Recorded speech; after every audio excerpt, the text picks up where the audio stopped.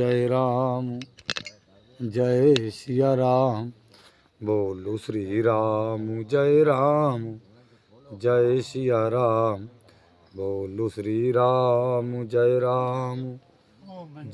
सिया राम, बोलो श्री राम जय सिया राम। बोलिए श्री सीताराम जी महाराज की जय जयकार हो। बोलिए श्री राधा रानी सरकार की जय जयकार हो। बोलिए श्री गीता महारानी की जय जयकार हो। बोलिए व्यास जी महाराज की जय जयकार हो। बोलिए बाबा सुखरामदास जी महाराज की जय जयकार हो। बोलिए परम पूज्य प्रेमानंद जी महाराज की जय जयकार हो। बोलिए सब संतन की जय जयकार हो। बोलिए सिद्ध बाबा महाराज की जय जयकार हो। श्री मनसला मैया की जय जयकार हो। यमुना मैया की जय जयकार हो। श्री खेरापत सरकार की जय जयकार हो। बोलिए सतगुरुदेव भगवान की जय जयकार हो। बोलिए काका गुरु महाराज की जय जयकार हो। बोलिए अपने अपने माता पिता भाई बंधु गुरु भगवान की जय जयकार हो। बोलिए श्री पथरी धाम की जय जयकार हो। चलते हैं श्री गीता महारानी की ओर। परम पूज्य बाबा सुखरामदास जी महाराज गीता महारानी के 18वें अध्याय के 61वें श्लोक में कहते हैं कि जीव स्वयं परमात्मा का अंश है और स्वभाव प्रकृति का अंश है। स्वयं स्वतः सिद्ध है और स्वभाव खुद का बनाया हुआ है। स्वयं चेतन है और स्वभाव जड़ है। ऐसा होने पर भी जीव स्वभाव के परवश कैसे हो जाता है?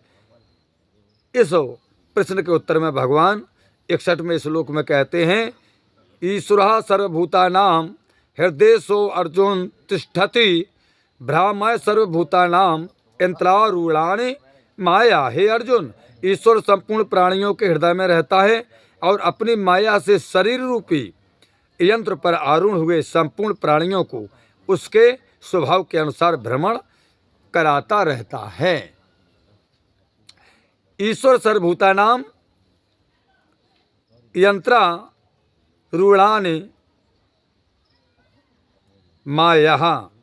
इसका तात्पर्य हुआ, बाबा सुखरामदास जी कहते हैं कि जो ईश्वर सबका शासक, नियामक, सबका भरण पोषण करने वाला है और निरपेक्ष रूप से सबका संचालक है भगवान, वह अपनी शक्ति से उन प्राणियों को घुमाता है जिन्होंने शरीर को मैं और मेरा मान रखा है कि मैं हूँ, मेरा शरीर है, यानी अहंकार। ऐसे व्यक्ति को भगवान अपनी शक्ति के द्वारा जन्म मरण के चक्कर में घुमाया करते हैं बराबर। जैसे बाबा सुखरामदास जी महाराज कहते हैं कि जैसे विद्युत यानी लाइट, विद्युत शक्ति से संचालित यंत्र रेल पर कोई आरूढ़ हो जाता है, चढ़ जाता है, तो उसको परवस्था से रेल के अनुसार ही जाना पड़ता है, क्योंकि वो तो रेल की जो नियम है उसी के अनुसार चलना पड़ेगा। परवश है वो, तो जहाँ गाड़ी रुकेगी वहीं उतर पाएंगे, जहाँ गाड़ी चल दी तो चल दी।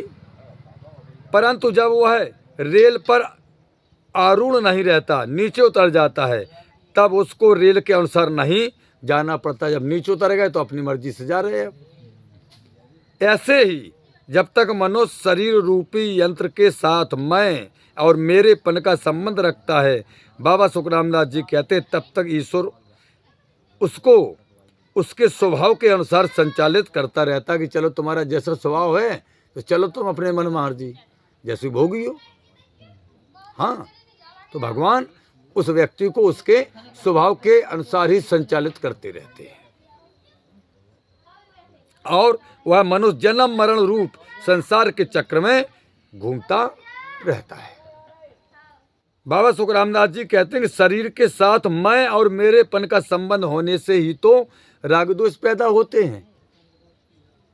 बाबा सुखरामदास जी कहते हैं कि शरीर के साथ मैं और मेरेपन का संबंध होने से ही राग द्वेष पैदा होते हैं, जिसमें स्वभाव अशुद्ध हो जाता है। हमारा जो हमारा निर्मल स्वभाव है वो अशुद्ध हो जाता है, क्योंकि राग द्वेष जहाँ आए तो स्वभाव हमारा अशुद्ध हो जाता है। स्वभाव के अशुद्ध होने पर मनुष्य प्रकृति अर्थात स्वभाव के परवश हो जाता फिर। हाँ, परंतु शरीर से सर्वथा संबंध विच्छेद होने पर जब स्वभाव राग और द्वेष से रहित अर्थात शुद्ध हो जाता है, तब प्रकृति की परवस्था नहीं रहती, फिर उसके ऊपर फिर नहीं रहती है परवस्था प्रकृति की। प्रकृति स्वभाव की परवस्था न रहने से ईश्वर की माया उसको संचालित नहीं करती। फिर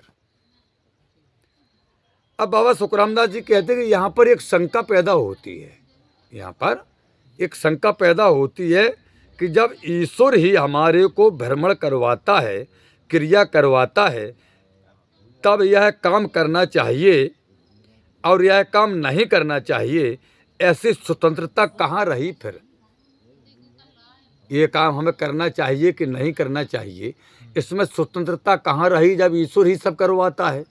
ये शंका पैदा होती है यहाँ पर, क्योंकि यंत्रारूढ़ होने के कारण हम यंत्र के संचालक ईश्वर के अधीन हो गए, परतंत्र हो गए, तो फिर यंत्र का संचालक प्रेरक जैसा कराएगा वैसा ही होगा। इसका समाधान इस प्रकार है, बाबा सुखरामदास जी कहते हैं कि समझो, जैसे बिजली से संचालित होने वाले यंत्र अनेक तरह के होते हैं जो बिजली से चलते हैं। बिजली की चक्की होती है, बिजली से ये रोड जल रही, बल्ब जल रहे, हमारे मोबाइल चल रहे हैं, फ्रिज, कूलर, टीवी पर कई यंत्र होते हैं। एक ही बिजली से संचालित होने पर भी किसी यंत्र में बर्फ जम जाती है। देखो बिजली एक ही है, यंत्र अलग प्रकार के हैं, तो किसी यंत्र में बर्फ जम जाती है और किसी यंत्र में अग्नि जल जाती है, हीटर में अग्नि जल जाती है, फ्रिज में धर दो तो बर्फ जम जाती है। हैं, यंत्र अलग अलग हैं, चीज एक ही है, क्या? लाइट, विद्युत।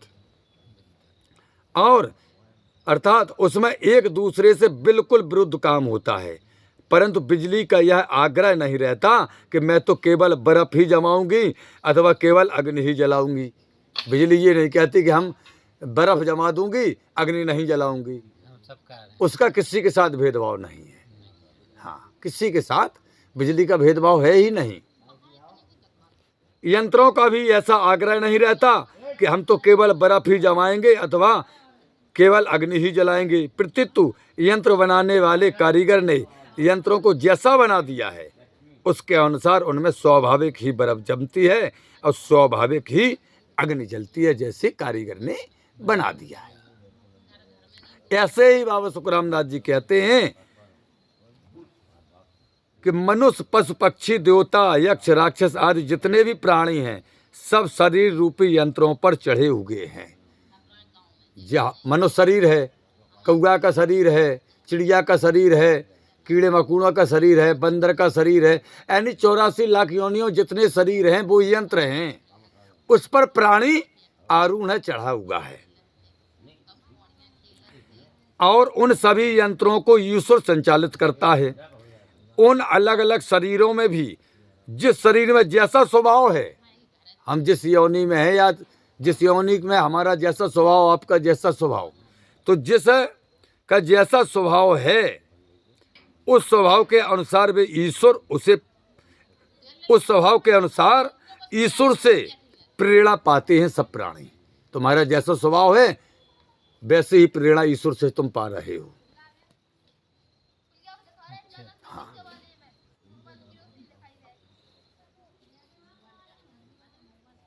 और कार्य करते हैं वैसा ही कार्य करते हैं। इसका मतलब क्या हुआ? बाबा सुखरामदास जी कहते हैं कि इसका तात्पर्य यह हुआ कि उन शरीरों से मैं और मेरेपन का संबंध मानने वाले का जैसा अच्छा या मंदा स्वभाव होता है उससे वैसे ही क्रियाएं होती हैं। अच्छे स्वभाव वाले सज्जन मनुष्य के द्वारा श्रेष्ठ क्रियाएं होती हैं और मंदे स्वभाव वाले दुष्ट मनुष्य के द्वारा खराब क्रियाएं होती हैं। बाबा सुखरामदास जी कहते हैं इसलिए अच्छी या मंदी क्रियाओं को कराने में ईश्वर हाथ नहीं है। हम और आप जी कहें कि सब ईश्वर कराता है, तो अच्छे बुरे जो हम कर्म कर रहे हैं इसमें सब ईश्वर का हाथ है, बुरे ना, इसमें ईश्वर का हाथ नहीं। प्रत्युत खुद के बनाए हुए अच्छे या मंदे स्वभाव का हाथ है तुम्हारे, तुमने जैसा अपना स्वभाव बनाया है उसका हाथ है। अच्छा स्वभाव बनाया है तो अच्छे काम होंगे तुम्हारे द्वारा, और अपना बुरा स्वभाव बनाया है तो बुरे काम होंगे। बोले इसमें ईश्वर ना, इसमें तो तुम स्वतंत्र हो। कर्म विभाग जो है भगवान ने प्राणी को स्वतंत्र दिया है। हाँ, अच्छा बुरा तो तुम अपने विवेक के हिसाब से करिए भैया। मान लो जैसे बिजली यंत्र के स्वभाव के अनुसार ही उसका संचालन करती है। जो बिजली है जिस यंत्र में जा रही है उस यंत्र का जैसा स्वभाव है बिजली वैसा काम करती है। हीटर में जा रही है तो हीटर का क्या स्वभाव है? अग्नि प्रज्वलित करना। फ्रिज में जा रही तो फ्रिज का क्या काम है? ठंडा करना वस्तु को। पंखे में जा रही, पंखे का क्या काम है? हवा चलना। रॉड या बल्ब में जा रही तो रोशनी देना। तो जिस यंत्र का जो स्वभाव है बिजली उस यंत्र में जाती है और वैसा कार्य कराती है। ऐसे ही ईश्वर प्राणी के शरीर में स्थित स्वभाव के अनुसार उसका संचालन करते हैं। तुम्हारा जैसा स्वभाव है भगवान वैसे ही तुम्हारे स्वभाव में संचालन करते हैं। तुम्हें वैसे ही क्रिया करोगे, वैसा ही कर्म करोगे।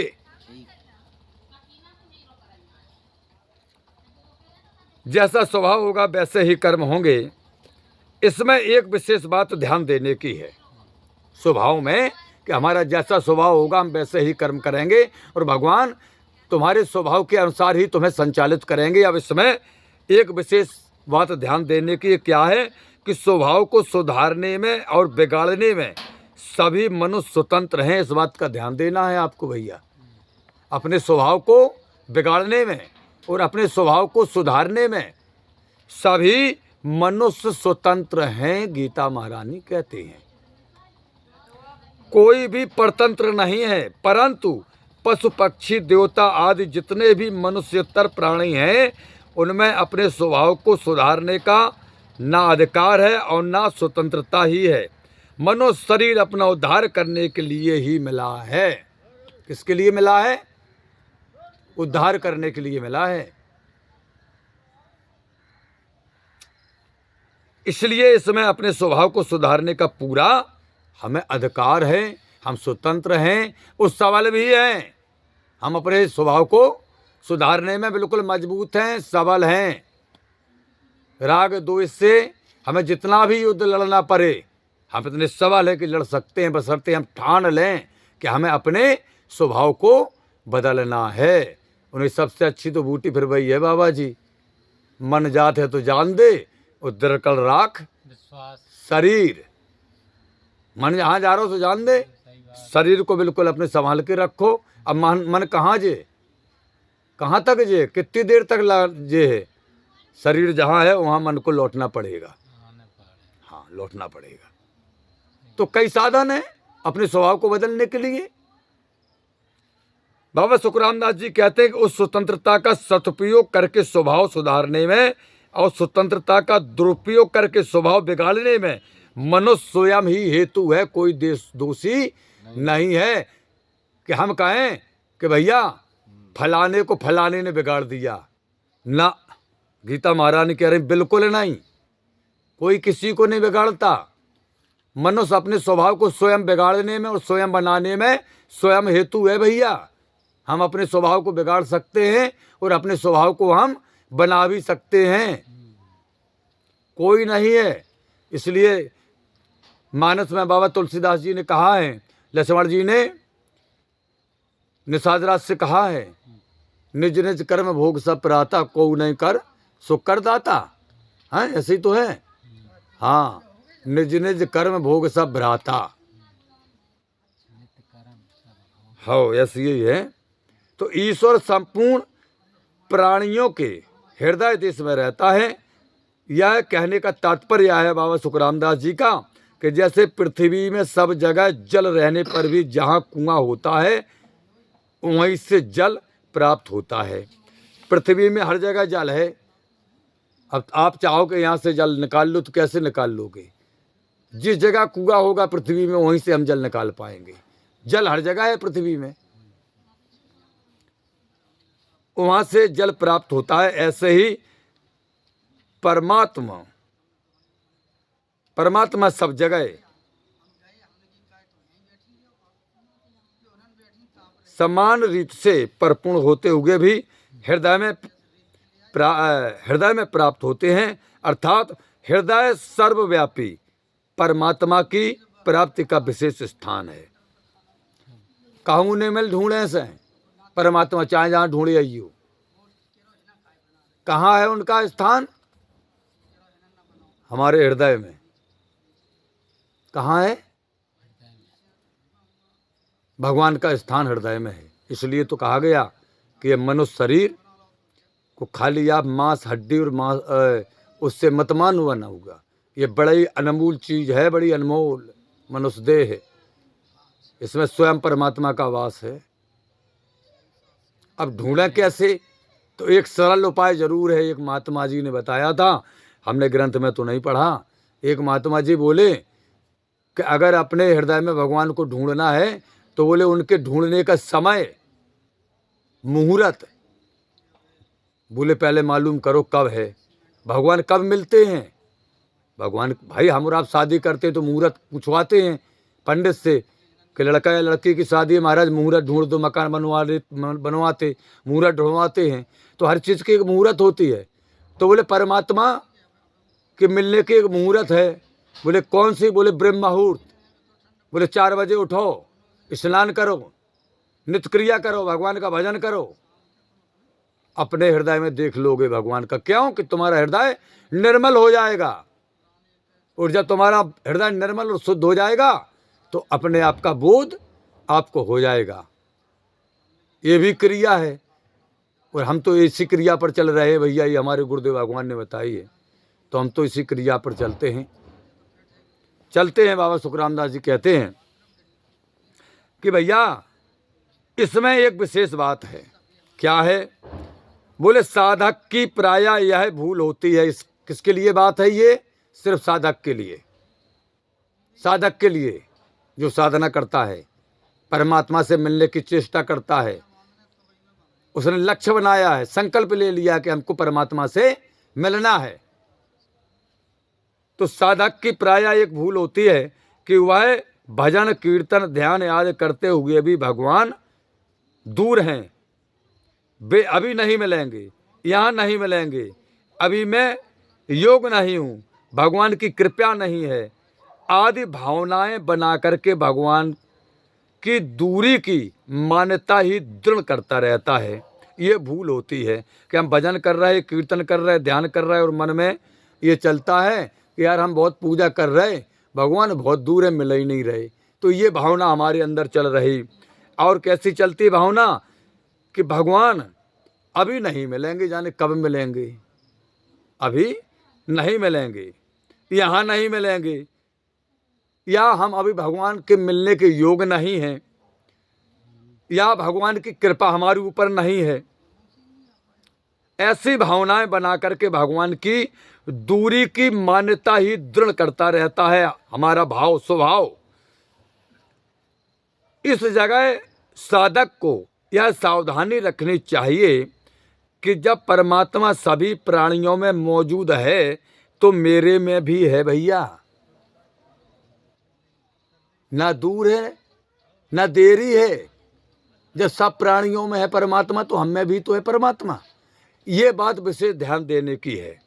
ये ध्यान देना है कि जब परमात्मा समस्त प्राणियों में मौजूद है तो मेरे में भी है। ये वे सर्वत्र व्यापक हैं। तो मैं जो जप करता हूँ, कीर्तन करता हूँ, भजन करता हूँ, उस जप में भी भगवान है।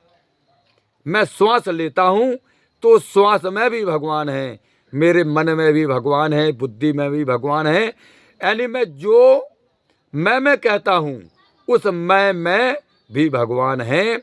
उस मैं का जो आधार है वह अपना स्वरूप भगवान से अभिन्न है। अर्थात मैंपन तो दूर है पर भगवान मैंपन से भी नजदीक है। समझिए।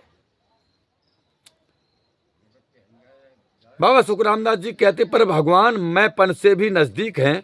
इस प्रकार अपने भगवान को मानते हुए ही भजन जप ध्यान आदि करने चाहिए। अनिवार्य, बहुत जरूरी है। यानी सीधी सीधी बात कि हम जिसका भजन करते हैं वो हमारे हृदय में विराजमान है। हमें ऐसी भावना करके एकांत जगह में, बिल्कुल शून्य जगह में बैठ करके अपना ध्यान करना चाहिए। जहाँ कथा, भागवत, भजन आदि कीर्तन हुआ करती हों, वहाँ पर जरूर 2, 5, 10 मिनट जा करके अपने आस्था के साथ भगवान की कथा को श्रवण करना चाहिए, भगवान के कीर्तन भजन सुनना चाहिए, गाना चाहिए। अब क्या हुआ? अब शंका यहाँ पर फिर एक पैदा होती है। बाबा सुखराम दास जी कहते हैं, बाबा जी यहाँ पर फिर एक शंका पैदा होती है। शंका क्या है कि अपने में परमात्मा को मानने से मैं और परमात्मा दो अलग अलग हैं। फिर अपने में जब हम परमात्मा को मान लेंगे तो एक तो परमात्मा हो गए और एक हम, तो फिर दो नहीं हो गए। यह द्वैतापत्ति होगी। इसका समाधान यह है कि परमात्मा को अपने में मानने से द्वैतापत्ति नहीं होगी, प्रत्यतु अहंकार मैंपन को स्वीकार करने से जो अपनी अलग सत्ता प्रतीत होती है उसी में द्वैतापत्ति होती है। और परमात्मा को अपना और अपने में मानने से तो परमात्मा से अभिन्नता होती है, जिससे प्रेम प्रकट होता है। जैसे गंगा जी में बाढ़ आ जाने से उसका जल बहुत बढ़ जाता है। बारिश हुई, गंगा जी बढ़ गई, जल बढ़ गया, और फिर पीछे वर्षा होने से उनका जल पुनः कम हो जाता है। परंतु उसका जो जल गड्ढे में रह जाता है, अर्थात गंगा जी से अलग हो जाता है,